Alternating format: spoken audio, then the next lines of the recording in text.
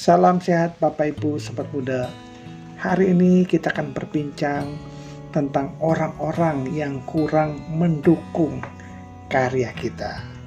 Namun demikian, seperti ungkapan dalam bab 4 Dhammapada tentang pupa waga atau bunga-bunga, kita tak perlu bingung tentang hal itu. Ya, dalam Dhammapada syair ke-50, Sang Buddha mengatakan, janganlah memperhatikan kesalahan orang lain atau hal yang sudah dikerjakan atau belum dikerjakan oleh orang lain. Sebaiknya seseorang memperhatikan hal-hal yang sudah dikerjakan atau belum dikerjakan oleh dirinya sendiri. Bapak Ibu Sobat Muda, memang terkadang meskipun kita sudah banyak berkarya, kita sudah banyak bekerja, kita sudah banyak mengabdikan diri untuk orang lain, terkadang apa kerja kita, apa karya kita kurang dihargai oleh orang lain. Namun demikian kita tak perlu kecewa. Nah, ini ada beberapa cara agar kita tidak terlalu kecewa dengan hal-hal demikian. Yang pertama, coba kita ubah pola pikir kita. Ya, yang tadinya kita berharap agar orang lain selalu menghargai.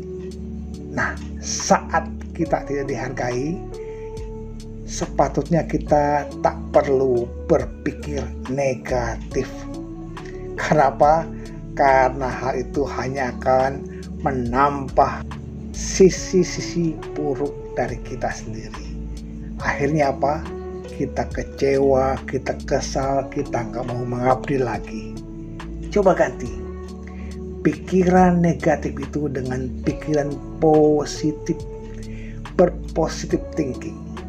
Biarlah orang tidak menghargai karya saya, biarlah orang lain tidak menghargai kerja kita, tetapi kita tetap bekerja, berkarya untuk kebaikan kita dalam rangka meningkatkan kemajuan batin.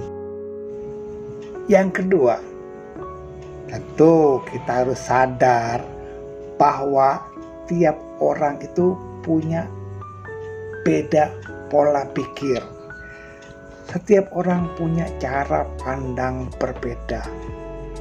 Kita nggak berharap semua orang itu sama seperti kita. Ingat, tiap orang itu punya keunikan masing-masing. Ada yang senang jadi pendiam, ada yang senang ceria, ada yang suka olahraga, ada yang suka kesenian, ada yang suka matematika. Itulah orang ya. Ada yang suka memuji, ada yang senang menghina. Itulah.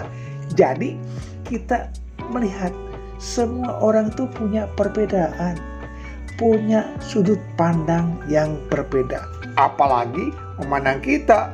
Bisa saja orang itu senang, orang itu suka, orang itu benci pada kita, orang itu dendam pada kita. Kan itu hak mereka. Jadi kita tidak boleh menyamaratakan pandangan semua orang agar orang-orang itu pasti memuji kita. Tidak bisa. Yang ketiga, Bapak Ibu Sobat Muda, coba kita introspeksi, kita bercermin apa kekurangan kita, apa hal-hal yang tidak kita miliki. Ya, tentu kita harus bertanya pada diri kita, kenapa kita nggak dihargai? Kenapa mereka cuek sama kita? Kenapa cuek sama saya? Oh, mungkin ada kekurangan. Oh, seperti ini kekurangan saya. Kita bertanya, kenapa? Oh, mungkin saya belum punya seperti apa yang mereka harapkan. belum punya kemampuan yang seperti diharapkan oleh kelompok kita. Inilah, kita jadikan sebuah cermin, introspeksi, apa kekurangan kita. Yang bisa jadi, inilah penyebab kita tidak disukai oleh teman-teman kita. Mereka tidak menghargai karya-karya kita. Itu. Jadi jangan berpikir, wah, karya saya sangat bagus, hasil kerja saya pasti bagus. Karena itu mereka harus menghargai karya saya, kerja saya. Belum tentu. Kenapa? Mungkin di mata kita bagus, tetapi dalam pandangan orang lain belum tentu bagus. Cobalah introspeksi diri. Namun demikian, yang keempat, kita balaslah perbuatan mereka, sikap mereka dengan kebaikan yang bisa kita kembangkan. Misalnya, wah, orang itu gak suka membantu saya. Lawan dengan sering membantu, senang membantu. Wah, orang itu sombong dengan saya. Balas dengan senyuman, dengan keramah tamahan. Oh, orang itu kok cuek banget pada saya. Cobalah belajar menegur, berani menegur sapa kepada dia. Kenapa? Bisa saja karena komunikasi yang terhambat, akhirnya terjadi gap. Kita tidak bisa berbuat baik lebih banyak. Jangan berkesimpulan terhadap hal yang belum pasti. Cobalah cari solusi penyelesaian. Bisa saja karena ada miskomunikasi, akhirnya kita salah pandang terhadap orang yang belum kita ketahui karakternya. Itu ya. Dan Bapak Ibu yang berbahagia, kita jangan fokus pada orang yang nggak peduli kita, tetapi kita fokuskan, kita tujukan pada orang-orang yang peduli dengan kita. Misalnya ya, wah, dia nggak suka mendengarkan dharma atau ceramah yang saya sampaikan. Jangan ke dia, kita kirim kepada teman-teman yang senang dharma, yang suka dharma. Kenapa? Akan berespon. Inilah orang-orang yang bisa membawa kemajuan batin pada kita. Jangan berpikir pada orang-orang yang tidak peduli. Masih banyak orang yang peduli akan apa yang kita sampaikan. Misalnya contoh ya, maaf. Kalau kita berbicara tentang dana, membantu, punya informasi tentang dana, buku-buku dharma, jangan Anda berikan kepada orang-orang yang tidak suka berdana. Demikian pula, ada informasi Zoom meeting tentang belajar dharma. Nah, agar Anda nggak kecewa, share, berikan informasi ini kepada orang-orang yang butuh dharma, orang-orang yang mau belajar dharma. Ya, itu. Ya, seperti saya mendapatkan informasi dari seorang teman, ya, penerbit buku, memberikan informasi buku-buku dharma yang saya sendiri suka belajar. Terima kasih. Kenapa? Berkat informasinya, berkat buku-bukunya, saya bisa menjadi belajar untuk membuat konten-konten dharma, belajar menceramahkan dharma dengan senang. Itu. Jadi kita berikan kepada orang yang tepat. Saya berterima kasih kepada teman-teman saya yang telah mengirimkan buku dharma untuk belajar, yang memberikan peluang untuk mengisi Zoom meeting bimbingan dharma kepada anak sekolah minggu, kepada remaja, pemuda, dan umum. Kenapa? Saya bersyukur ada kesempatan berbuat baik. Nah, itulah. Jadi makanya Bapak Ibu yang berbahagia, bila ada teman, orang lain yang tidak suka kita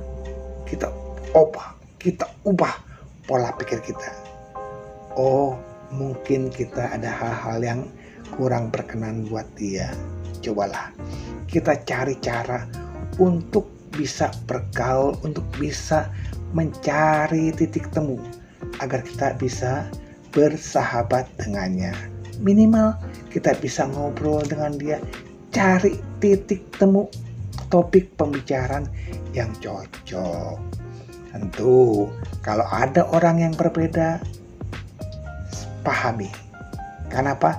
Karena tidak semua orang sama. Saya senang bercanda, saya senang bergurau, tetapi kepada siapa saya bercanda, kepada siapa saya bergurau? Nggak mungkin dong. Saya bergurau, bercanda kepada orang yang pendiam, orang yang tidak mau bercanda. Saya nggak mau. Kalau dia senang bercanda, ya saya ajak bercanda, bergurau. Kepada orang yang tidak senang dharma, yang tidak senang pelajaran agama, yang tidak senang spiritual, saya nggak akan berbicara itu. Berbicara hal yang lain. Kepada orang yang senang seni, saya akan berbicara mengupas topik itu. Kepada orang yang senang olahraga, saya akan kupas topik itu. Jadi, tiap orang punya sudut pandang yang berbeda-beda. Carilah di mana kita bisa berbicara nyambung. Topik apa yang kita bisa bicarakan dengan dia. Yang pasti kita pun pasti punya kekurangan. Cobalah introspeksi, cobalah bercermin. Apa kekurangan kita? Semoga kita bisa memperbaiki. Yang pasti kejahatan apapun yang diberikan pada kita, jangan balas dengan kejahatan. Ingat, kejahatan yang kita peroleh karena itu adalah bagian dari karma kita. Jangan berbuat karma buruk baru. Yang pasti kita fokuskan kepada orang-orang yang peduli dengan kita. Semoga perlahan-lahan kita jadi orang yang bisa menyesuaikan diri di mana kita bergaul. Semoga semua makhluk hidup berbahagia. Semoga kita sehat selalu. Salam sejahtera. Namo Buddhaya.